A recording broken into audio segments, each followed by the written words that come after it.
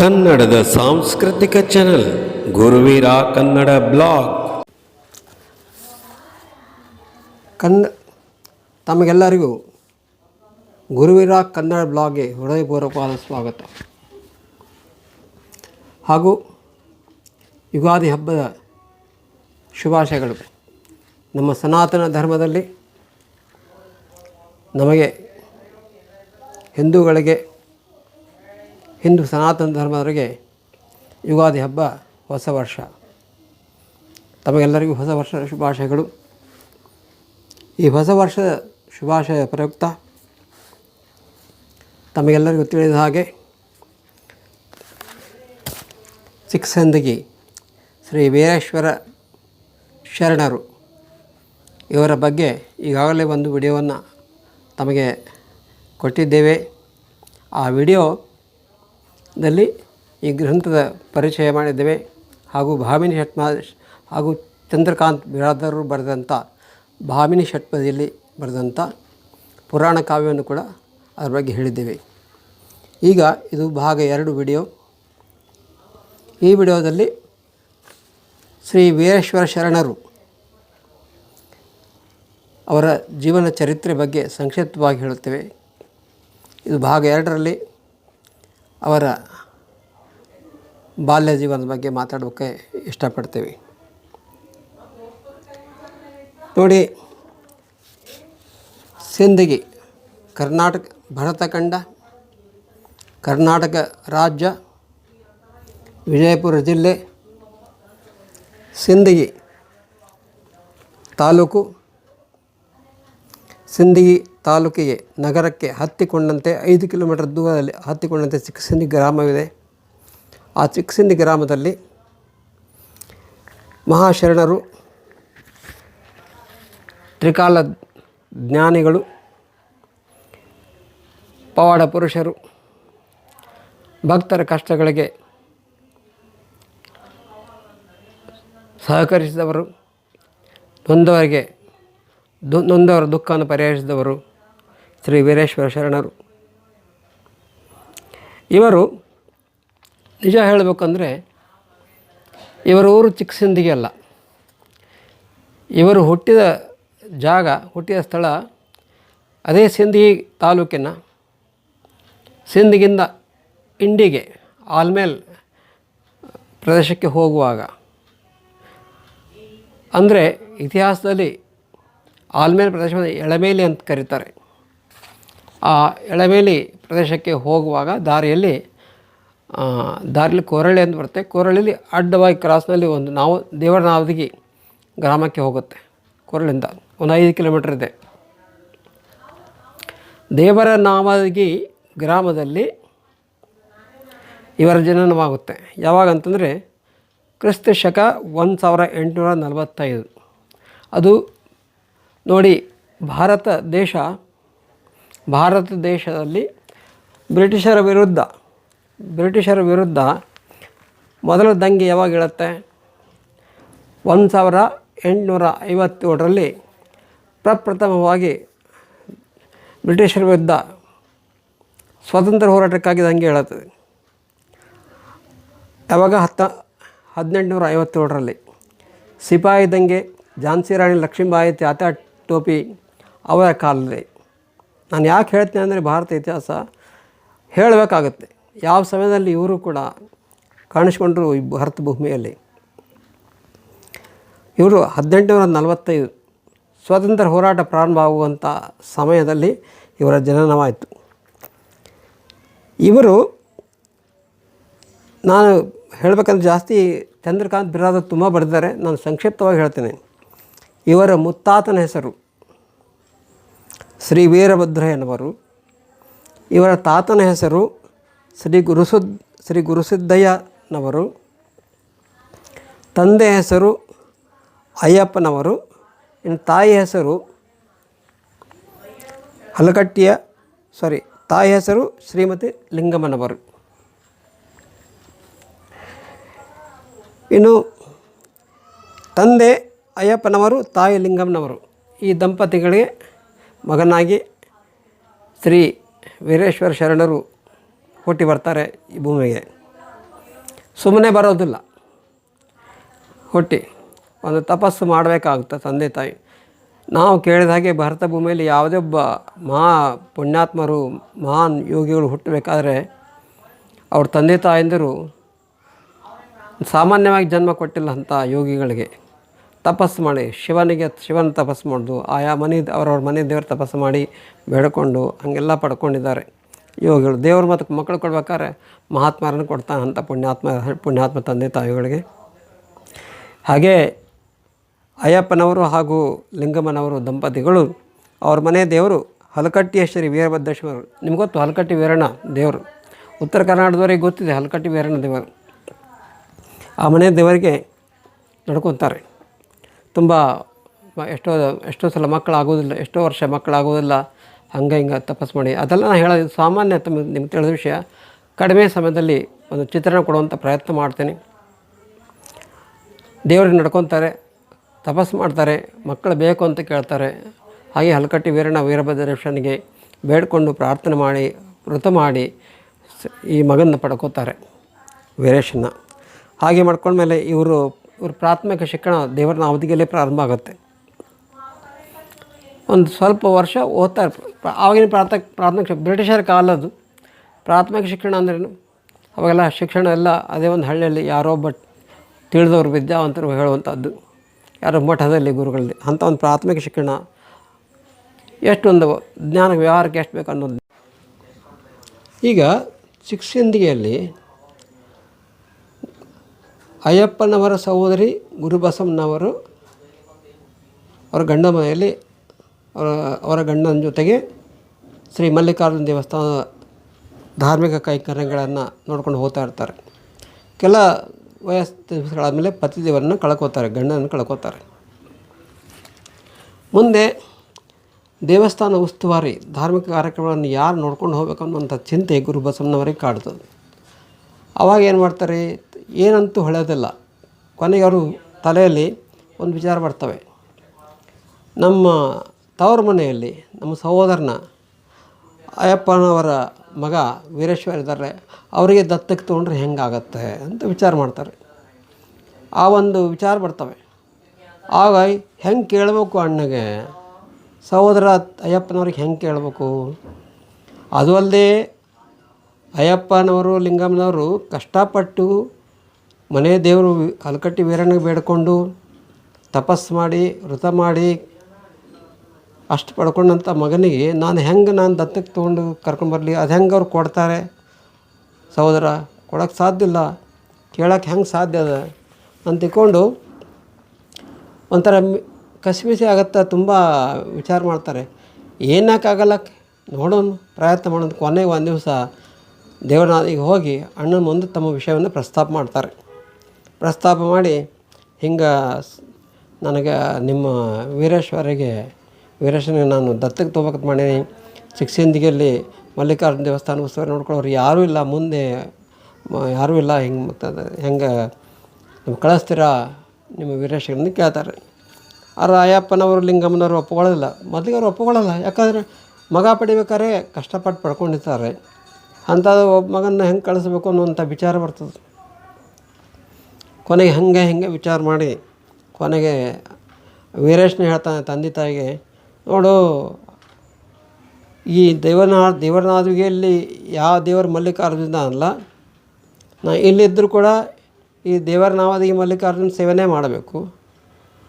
ಅಲ್ಲೇನು ಚಿಕ್ಕಸಿಂದಗಿಯಲ್ಲಿ ಕೂಡ ಇದೇ ಮಲ್ಲಿಕಾರ್ಜುನ ಅಲ್ಲೇ ಇದ್ದಾನೆ, ಇಲ್ಲಿ ಸೇವೆ ಮಾಡೋ ಬದಲು ಅಲ್ಲಿ ಮಾಡ್ತೀನಿ.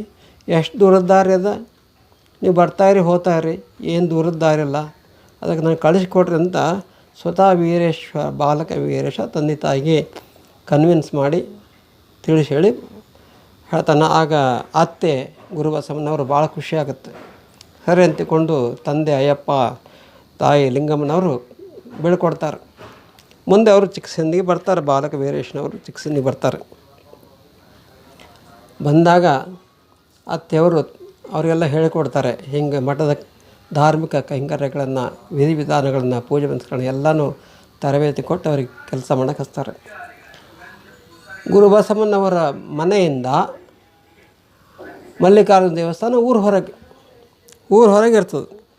ಊರ ಹೊರಗೆ ಪಟ್ಟಣಕ್ಕೆ ಸಿಂದಗಿ ಪಟ್ಟಣಕ್ಕೆ ಊರ ಹೊರಗೆ ಇರ್ತದೆ. ಹೊರಗಿನ ದೇವರು. ಅದಕ್ಕೆ ಆ ಊರ ಹೊರಗೆ ಇರ್ತಕ್ಕಂಥ ಮಲ್ಲಿಕಾರ್ಜುನ ದೇವಸ್ಥಾನಕ್ಕೆ ಹೊರಗಿನ ಗುಡಿ ಅಂತ ಊರು ಜನ ಕರೀತಾರೆ. ಹೊರಗಿನ ಗುಡಿ ಅದು. ಊರ ಹೊರಗೆ ಅದೆಲ್ಲ ಗುಡಿ, ಹೊರಗಿನ ಗುಡಿ. ಅದು ಮನೆಯಿಂದ ನಡ್ಕೊಂಡು ಹೋಗ್ಬೇಕು.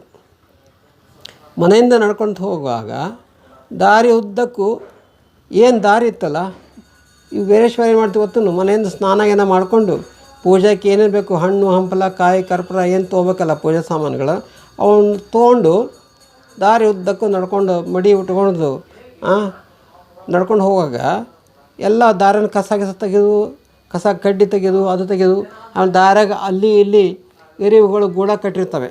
ಆ ಎರಿವುಗಳಿಗೆ ಸ್ವಲ್ಪ ಸಕ್ಕರೆ ಹಾಕಿ ಸಕ್ಕರೆ ಹಾಕೋದು, ಆಮೇಲೆ ಏನಾದ್ರು ಪಶು ಪಕ್ಷಿಗಳಿಗೆ ಕಾಳ ಕಡಿ ಹಾಕೋದು, ಹೀಗೆ ಆಮೇಲೆ ದಾರಿ ಕಾಳು ಕಡ್ಡಿ ಕಲ್ಲು ಮಳ್ಳು ಸರಿಸು ಸ್ವಚ್ಛ ಮಾಡೋದು. ಹಿಂಗೆ ಪ್ರತಿ ದಿವಸ ಅವರು ದೇವಸ್ಥಾನಕ್ಕೆ ಹೋಗ್ತಾ ಇರ್ತಾರೆ. ಹೋಗಿ ಭಕ್ತಿಯಿಂದ ಮಲ್ಲಿಕಾರ್ಜುನ ಧಾರ್ಮಿಕ ಕೈಂಕರ್ಯಗಳನ್ನು, ಧಾರ್ಮಿಕ ಏನು ವಿಧಿವಿಧಾನ ಅವ್ರು ಏನು ಮಾಡ್ತಾರಲ್ಲ, ಪಂಚೋಪಚಾರ ಅದೇನು ಅದೆಲ್ಲನೂ ಮಾಡಿ ಬರ್ತಾಯಿರ್ತಾರೆ.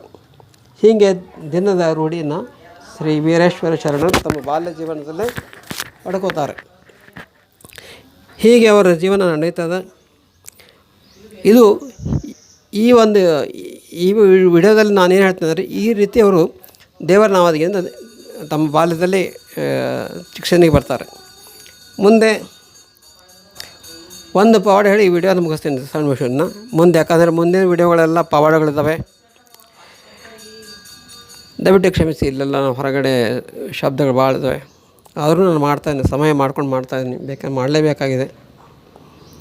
ಈಗ ಒಂದು ದಿವಸ ಏನು ನಡೀತಂದರೆ, ಭಕ್ತಿ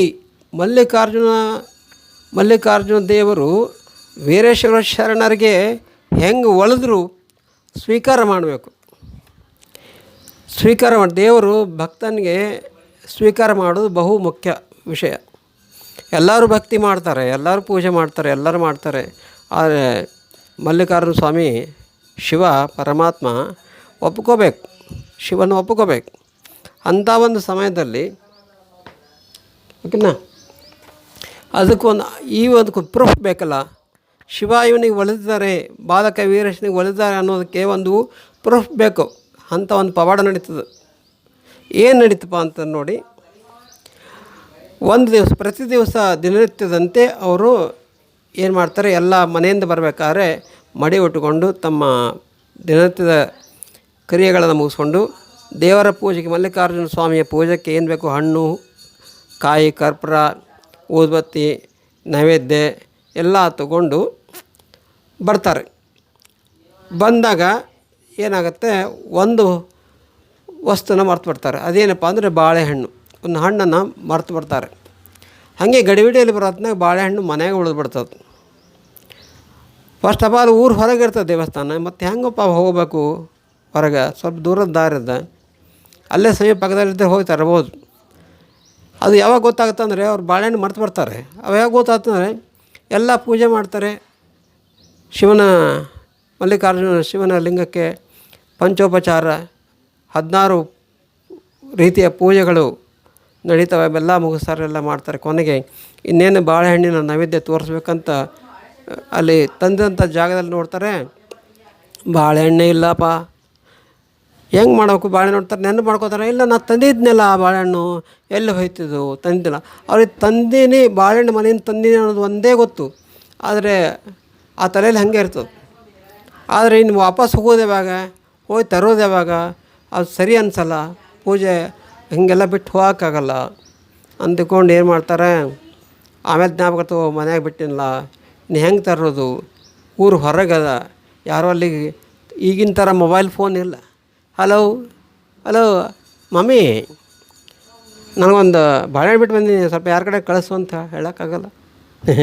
ಈಗೆಲ್ಲ ಮೊಬೈಲ್ ಇದ್ದಿಲ್ಲ, ಪತ್ರಗಳೆಲ್ಲ, ಯಾರು ಊರು ಹೊರಗೆ ಗುಡಿ, ಯಾರು ಬರೋಂಗಿಲ್ಲ, ಯಾರು ಕಾಣಿಸಲ್ಲ. ಎಲ್ಲ ರೈತರು ನಸಿಕಿನಾಗ ಇದಕ್ಕೆ ಹೊಲಗದ್ದೆಗಳು ಹೋಗೋರು. ಇಂಥ ಸಮಯ ಅದು. ಓಕೆನಾ, ಹೊಳೆ ಹೋಗಂಗಿಲ್ಲ, ಪೂಜೆ ಮಾಡೇ ಹೋಗ್ಬೇಕು, ಪೂಜೆ ಮುಗಿಸ್ಕೊಂಡೇ ಹೋಗ್ಬೇಕು. ಅದಕ್ಕೆ ಏನು ಮಾಡ್ತಾರಂದರೆ, ವೀರೇಶ್ವರ ಶರಣರು ಚಿಂತಾಕ್ರಾಂತರಾಗಿ ಇನ್ನು ಪೂಜೆ ಅರ್ಧಂಬರ್ಧ ಆತ ಅಂದ್ಕೊಂಡು ಶಿವನಿಗೆ ಹೇಳ್ತಾರೆ, ಬೇಡ್ಕೋತಾರೆ, ನೋಡಪ್ಪ ದೇವರೇ ಶಿವ, ಹಿಂಗೆ ಬಿಟ್ಟು ಬಂದೀನಿ, ಕ್ಷಮಿಸು, ಪೂಜೆ ಅರ್ಧ ನಿಲ್ಲಬಾರ್ದು, ಏನಾರು ಮಾಡಿ ಬಾಳೆಹಣ್ಣು ಬರಬೇಕು ನನಗೆ ಅಂತಿಕೊಂಡು ಚಿಂತಾಕ್ರಾಂತಾಗಿ ಸುಮ್ಮ ಕೊಡ್ತಾರೆ. ಧ್ಯಾನ ಮಾಡ್ತಾರೆ, ಶಿವನ ಧ್ಯಾನ, ಮಲ್ಲಿಕಾರ್ಜುನ ಸ್ವಾಮಿಯ ಧ್ಯಾನ ಮಾಡ್ತಾರೆ, ಕಣ್ಣು ಮುಚ್ಕೊಂಡು ಧ್ಯಾನ ಮಾಡ್ತಾರೆ, ಕೊಡ್ತಾರೆ.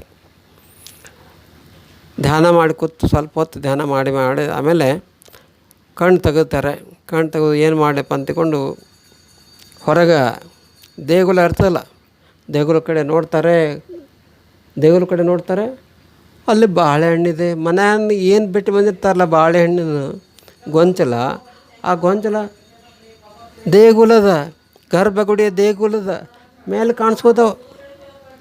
ಬರವತ್ನಾಗ ಆಗಾಳ ಒಂದು ಸ್ವಲ್ಪ ಹೊತ್ತು ಹುಡುಕ್ಯಾಡಿದ್ರೆ ಇಡೀ ದೇವಸ್ಥಾನ ಹುಡುಕ್ಯಾಡೋದು ಸಿಗಲಿಲ್ಲ. ಈಗ ಮಲ್ಲಿಕಾರ್ಜುನ ಧ್ಯಾನ ಮಾಡಿ ನೋಡಿದರೆ ಗರ್ಭಗುಡಿ ಹೊಸ್ತಲಲ್ಲಿ ಹಣ್ಣುಗಳಿದ್ದಾವೆ, ಮನೆಯಲ್ಲಿ ಬಿಟ್ಟು ಬಂದಂಥ ಬಾಳೆಹಣ್ಣುಗಳಿದ್ದಾವೆ.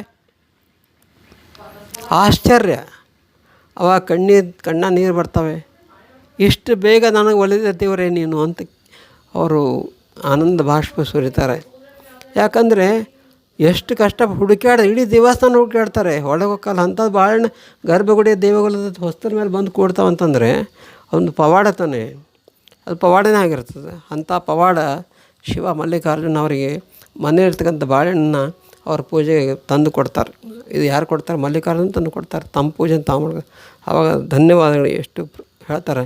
ಇಷ್ಟು ಬೇಗ ನನಗೆ ನೀನು ಕೊಟ್ಟೆ ನೀನು ದರ್ಶನ ಅಂತಿಕೊಂಡು ಪೂಜೆ ಮಾಡ್ತಾರೆ. ಬಾಳೆ ನೈವೇದ್ಯ ತೋರಿಸಿ ಪೂಜೆ ಮುಗಿಸ್ತಾರೆ. ಮುಗಿಸ್ಕೊಂಡು ಬಂದು ಸೀದಾ ಮನೆಗೆ ಬೇಗ ಬಂದು ಅತ್ತೆ ಗುರುಬಸಮ್ಮನವ್ರಿಗೆ ಹೇಳ್ತಾರೆ, ಹೀಗೆಲ್ಲ ನಡೀತು, ಹೀಗೆಲ್ಲ ಆಯಿತು, ಮನೆಯವರು ಬಾಳೆಹಣ್ಣು ಅಲ್ಲಿ ಹೆಂಗೆ ಬಂತು, ಯಾರಿದ್ದಿಲ್ಲ ತಂದು ಕೊಡೋರು ಹುಡುಕ್ಯಂತ.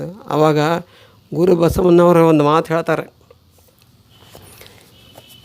ದೇವರು ಒಲಿಬೇಕು. ಹೇಳ್ತೀನಿ ಕಟ್ರಿ, ಇಲ್ಲಿ ಒಂದು ಮಾತು ಹೇಳ್ತಾರೆ ಪುಸ್ತಕದಲ್ಲಿ. ಇಲ್ಲಿ ನೋಡಿ, ಇಲ್ಲಿ ಚಂದ್ರಕಾಂತ್ ಬಿರಾದರ್ ಬರ್ತಾರೆ. ಗುರುಬಸವನ ಹತ್ರ ಬಂದು ಹೇಳುವಾಗ ಒಂದು ಸೂಕ್ತಿ, ತಿಲಮಧ್ಯೆ ಯಥಾ ತೈಲಂ, ಪುಷ್ಪಮಧ್ಯೆ ಯಥಾ ಗಂಧಂ, ಕ್ಷೀರಮಧ್ಯೆ ಯಥಾ ಘೃತಂ, ಭಾವಮಧ್ಯೆ ತಥಾ ಶಿವ ಎಂಬ ಸೂಕ್ತಿಯ ಹಾಗೆ ಎಳ್ಳಿನಲ್ಲಿರುವ ಎಣ್ಣೆಯಂತೆ, ಹೂವಿನಲ್ಲಿರುವ ಮಕರದಂತೆ, ಹಾಲಿನಲ್ಲಿರುವ ತುಪ್ಪದಂತೆ ನಿರ್ಮಲ ಭಾವದಲ್ಲಿ ಭಗವಂತ ನೆಲೆಸಿರುತ್ತಾನೆ. ಎಂಥ ನೋಡಿ, ನಂಬುಗೆಯೇ ಸಾಂಬನ ಅರಮನೆ. ಹೀಗೆ ವಿಶ್ವಾಸವನ್ನಿಟ್ಟು ನಡೆದುಕೊಳ್ಳಬೇಕೆಂಬ ಅಳಿಯ ವೀರೇಶನಿಗೆ ಮೈದಳವಿ ಹೇಳಿದರು. ನೋಡಿ, ಎಳ್ಳು ಇರ್ತದೆ, ನೀವು ಎಳ್ಳೆಣ್ಣೆ ಹೆಂಗೆ ಬರ್ತದೆ? ಸೂರ್ಯಪಾನ ಬೀಜದಲ್ಲಿ ಎಣ್ಣೆ ಇರ್ತದೆ, ಶೇಂಗಾ ಬೀಜದಲ್ಲಿ ಎಣ್ಣೆ ಇರುತ್ತೆ, ಹಾಗೆ ಎಳ್ಳಿನಲ್ಲಿ ಎಣ್ಣೆ ಇರುತ್ತೆ. ಇನ್ನು ಶೇಂಗಾ ಸೂರ್ಯಪಾನ ದೊಡ್ಡದು, ಇನ್ನು ಸಣ್ಣ ಜಿನುಗು ಎಳ್ಳಿನಲ್ಲಿ ಎಣ್ಣೆ ಇರ್ತದೆ, ಹಾಲಿನಲ್ಲಿ ತುಪ್ಪ ಇರ್ತದೆ, ಹೂವಿನಲ್ಲಿ ಮಕರಂದ ಇರ್ತದೆ. ಅದು ಯಾರು ಬಲ್ಲರು? ಹಾಗೆ ನಮ್ಮ ಭಾವದಲ್ಲಿ ಭಗವಂತ ಇರ್ತಾನೆ, ಶಿವ ಇರ್ತಾನೆ. ಈ ಒಂದು ಮಾತನ್ನು ಗುರು ಬಸವಣ್ಣನವರು ಹಳೆಯನಿಗೆ ಹೇಳ್ತಾರೆ. ನಂಬುಗೆ ಸಾಂಬನ ಅರಮನೆ. ನಾವು ನಂಬಬೇಕು, ಭಗವಂತನ ನಂಬಬೇಕು. ನಮ್ಮ ಭಾವ ಶುದ್ಧ ಇರಬೇಕು. ನಮ್ಮ ಭಾವ ಎಷ್ಟು ಶುದ್ಧ ಇರ್ತದಲ್ಲ, ಭಗವಂತನ ವಿಷಯದಲ್ಲಿ ಆಗಲಿ ಅಥವಾ ನಮ್ಮ ಜೊತೆಗಿರ್ತಕ್ಕಂಥ ಜನರ ವಿಷಯದಲ್ಲಿ ಆಗಲಿ ಶುದ್ಧ ಭಾವ ಇರಬೇಕು. ಭಗವಂತನ ಶುದ್ಧ ಭಾವನೆಯಿಂದ ಭಗವಂತನನ್ನು ನಂಬಿಕೊಂಡ್ರೆ ಶಿವ ಆ ಭಾವದಲ್ಲಿ ಇರುತ್ತಾನೆ. ಎಳ್ಳಿನಲ್ಲಿ ಎಣ್ಣೆ ಇದ್ದ ಹಾಗೆ, ಹೂವಿನಲ್ಲಿ ಮಕರಂದ ಇದ್ದ ಹಾಗೆ,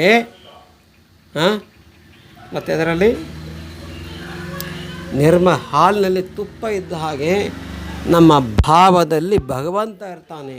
ಭಗವಂತ ಸರ್ವಾಂತರ್ಯಾಮಿ ಅಂತವರು ಅಳಿಯನಿಗೆ ತಿಳಿಸಿ ಹೇಳ್ತಾರೆ. ಇದೇ ರೀತಿ ನೀ ಮುಂದೆ ನಡ್ಕೊಂಡು ಹೋಗು, ನಿನಗೆ ಚಲೋ ಆಗತ್ತೆ, ದೇವರು ನಿನ್ನ ಜೊತೆಗಿದ್ದಾನೆ ಅಂತ ಹೇಳ್ತಾರೆ. ಬಾಲ್ಯದಲ್ಲಿಯೇ ಜಪ ತಪ ಆಸಕ್ತಿ ತೋರಿ ಸದಾ ಲೋಕ ಕಲ್ಯಾಣಕ್ಕಾಗಿ ಮಿಡಿದು ಸತ್ಯ ಶುದ್ಧ ಕಾಯಕ ಮಾಡುತ್ತಾ ಕಾಲ ಕಳೆಯುತ್ತಿರುವಾಗ ಒಂದು ವಿಷಯ ನಡೀತತೆ. ಏನು ನಡೀತದೆ ಅಂದರೆ ಅದು ವಿಧಿ ನಿಯಮ. ಏನಂದರೆ, ಹೀಗೆ ದಿನಗಳು ಕಳೀತಾ ಇರುವಾಗ ವಿಧಿ ನಿಯಮದಂತೆ ಅತ್ತೆ ಗುರುಬಸವಣ್ಣನವರು ಲಿಂಗೈಕ್ಯ ಆಗ್ತಾರೆ. ವೀರೇಶ್ವರ ಶರಣರು, ವೀರೇಶ ಬಾಲಕನವರು, ವೀರೇಶ್ವರವರು ಅತ್ತೆನ ಕಳ್ಕೊತಾರೆ.